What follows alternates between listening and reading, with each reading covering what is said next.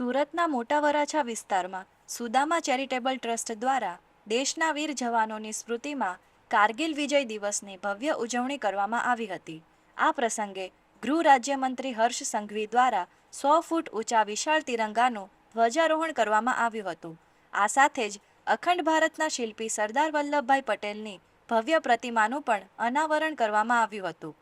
કાર્યક્રમમાં ઉપસ્થિત જનમેદનીને સંબોધતા ગૃહમંત્રી હર્ષ સંઘવીએ શહીદ જવાનોને શ્રદ્ધાંજલિ અર્પણ કરી હતી અને કારગિલ યુદ્ધના દેશભક્તિસભર પ્રસંગો વાગોળ્યા હતા. સુદામા ચેરિટેબલ ટ્રસ્ટના આ કાર્યક્રમમાં સ્થાનિક રહીશો અને સામાજિક અગ્રણીઓ મોટી સંખ્યામાં જોડાયા હતા અને માતૃભૂમિના શહીદોને નમન કર્યા હતા.